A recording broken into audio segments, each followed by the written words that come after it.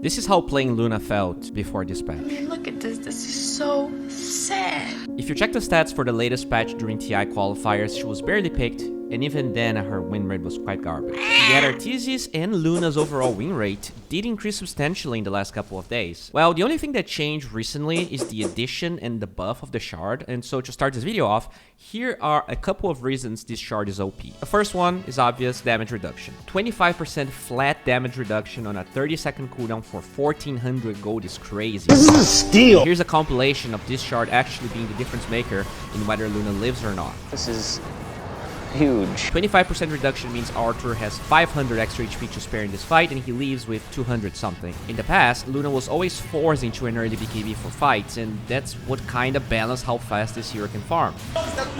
If you check any of Arteezy's or Yatoro's replays this week, they never go BKB before Butterfly, and a big reason they can afford the greed is exactly the shard. He's alive. The shard allows you to hit invisible units. Because of it, say goodbye to supports running away from you with Glimmer Cape, and it's also DPS when you're stunned or controlled. By just pressing the button, Luna can damage and kill people around it. Time to hit the button! Like in this engagement. Luna dies, but trades her life for Wyvern, something that will never happen before this patch. How do you play Luna in this patch then? Item build barely changed. In fact, it is pretty much set in stone. You start with these items. Yes, no regen. The reason you don't buy any regen is that you're not going to need it from the minute you leave the fountain to, let's say, 40-50 seconds into the game and the creep waves meet and the game actually starts, which is pretty much the same time your courier will take to give it to you. The only decision you need to make is buying a Quelling Blade in case that weirdo's in the enemy team. Your progression should be something like Wraith Band, Band of Elfskin into Treads, Mom, Manta, Shard, Butterfly. After that, the world is gonna be your oyster. A wise man once said, "Make an armadillo smile and the world is your oyster."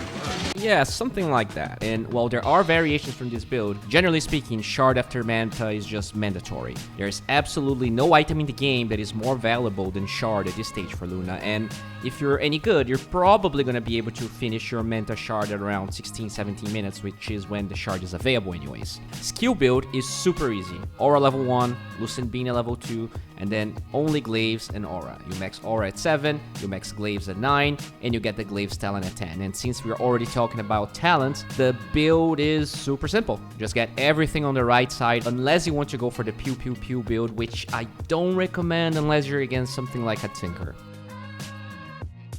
This is the most efficient way to farm if you can stay in lane once you are level 7, level 8. So for the Dire side, if you are here at around 0.38 or 0.08, you can farm 2 waves at once, which means you are now buying a lot of time until the next wave will hit your tower.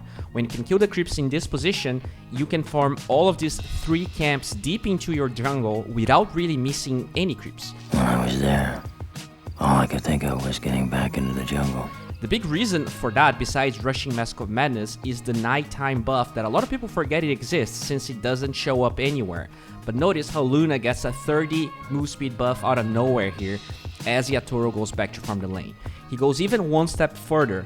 Because his offlaner is pushing the wave, he can drag the lane creeps to this camp to accelerate his farming speed even more, getting 1 extra camp into this equation. In about 1 minute and 10 seconds, Yatoro acquired 1000 gold from lane plus neutrals.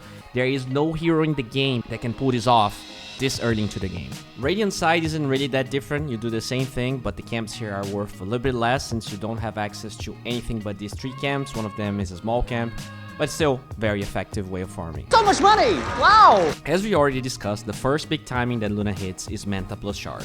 You should also be around level 15 when that happens, which means max Lucent Bean, level 2 OT, and probably neutral item level 2. Great timing. At this stage, Yatoro can join fights, but ideally fights that he doesn't start. He smokes with his team, but he doesn't follow them here. He waits for the fight to break out. He TPs now knowing that cooldowns were used and vision of important heroes are accessible to him. Basically, this timing is strong, but not that strong. Don't smoke and be the first point of contact for your team. Because I'm a coward. In this RTZ game, we can see the 3rd item timing come out super early, and even then, he joins the fight just as Yatoro did in the first example. He shows up later rather than being the focal point. Luna is really good at split pushing, so it's always better to be creating lane pressure and join a fight fashionably late. The only time you want the enemy to go towards you as Luna is when you have the Aegis. Staying alive is such an important aspect of this hero, because once you get enough farm and tier 2s are down, all you need is one fight to pretty much secure the game. Unlike Sven, that relies on his ulti, or PA that has shitty tower taking, Luna can get mega creeps in 3 lanes easily once she's farmed, or, you know, just end the game, because why not? Or we could just end it right here. You know? Split pushing is the last cornerstone of this hero. Luna farms fast, yes, but what really makes her strong is the wave pressure that it creates. Split pushing deserves one video just about it, but if you want to learn about it right now, this is probably the best recent video I can recommend about it. It's a casual video that is short. Oh, yes, sorry. But yeah, I can't believe this video only has 5k views. Now, before you go watch this, finish this goddamn video, because I am owed thousands of dollars in casting money and I just gotta pay my bills, so help me out here. But yeah, we're pretty much done. As I said, I will try to post one video every single day until TI is over, so make sure you subscribe, and yeah, that's it.